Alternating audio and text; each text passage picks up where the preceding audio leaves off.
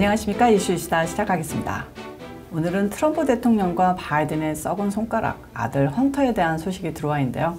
우선 대통령 소식부터 전해드리겠습니다. 대통령이 요즘 항상 하는 얘기가 나는 알카포네보다 더 많은 혐의로 기소된 사람이라고 뼈있는 농담을 하면서 청중들에게 큰 웃음을 줬는데요. 전직 대통령에게 권력 빼앗길까봐 말 같지도 않은 혐의로 생명 소중한 검사나 판사를 앞세워서 기소에 되는 바이든 정권은 진짜 미국 건국 이래 최악의 정권 탑5에 들지 않을까 싶습니다. 아무튼 어제 대통령은 이곳 워싱턴 DC 항소법원에 출석해서 대선 결과 뒤집기 시도 혐의 등에 대해 면책특권을 주장했습니다. 대통령이 이날 재판에 출석해서 구두 변론에 참여했는데요. 트럼프 측 존 사워 변호사는 대통령의 공식 행위에 대한 기소를 승인하는 것은 다시는 회복할 수 없는 판도라의 상자를 여는 것이다 라고 면책특권은 당연하다고 주장했습니다. 저도 그날 1월 6일 당시 미국의 대통령은 트럼프였으니까 당연히 대통령에 적용되는 면책특권이 자동적으로 적용된다고 저 개인적으로 믿고 있는데요. 민주당 편향 판사들이 그렇듯 이 같은 대통령의 주장에 부정적인 반응이었고 회의적인 태도를 보였다고 합니다. 특히 항소법원 판사 3명 가운데 조 바이든 행정부에서 임명된 플로렌스 펜이 특히 면책특권에 회의적이었다고 합니다. 정치 판사, 참 삐리리한 존재인 것 같습니다. 펜 판사는 대통령이 형사 기소에 대한 걱정 없이 자기 사면권을 팔고 국가 기밀을 팔고 네이비실의 정적 암살을 명령하면 어떻게 되느냐고 물었다는데요. 저는 그런 질문을 같이 감방 갈 일 많이 한 바이든에게 해봐라 라고 반문하고 싶습니다. 또 다른 판사 캐런 핸더슨은 트럼프 전 대통령 측 변론에 대해 법을 충실히 집행해야 하는 헌법적 의무가 형법 위반을 허용한다고 말하는 것은 역설적이라고 말했고, 법무부 특별검사팀의 제임스 피어스는 대통령직이 법 위에 있는 것은 아니다 라고 강조했다고 하는데요. 다들 말만 번지르르 하지 그 내용을 클린턴이나 오바마, 바이든에게도 적용해서 떠벌릴 수 있을지 저는 정말 모르겠습니다. 언론은 항소법원 측이 트럼프 대통령의 면책특권 주장을 기각할 것이라는 신호를 보낸 것 아니냐 풀이하고 있는데요. 이 문제는 항소법원에서 기각되고 연방대법원까지 갈 것으로 보입니다.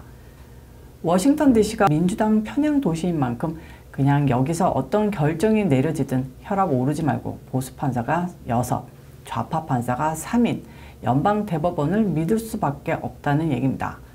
우파 언론에서는 연방대법원에서도 머릿수대로 6대3의 판결로 대통령에게 손을 들어줄 가능성은 적지만 대통령의 면책특권이란 민감한 사항에서 어찌됐든 면책특권은 보호되어야 한다는 결론이 나올 가능성이 훨씬 크다 이 말입니다.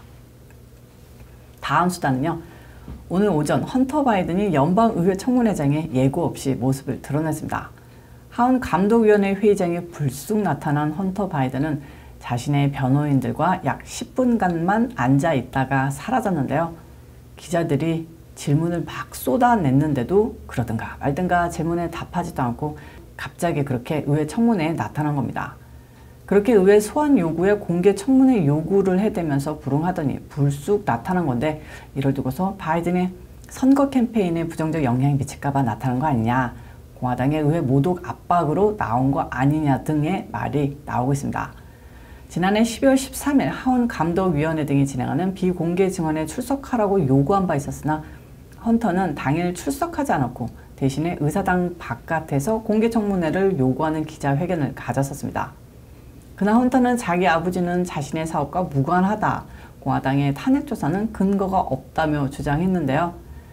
그래서 공화당은 괘씸한 헌터에게 의회 모독 혐의에 대한 형사적 책임을 묻는 결의안 채택 절차에 착수했었습니다.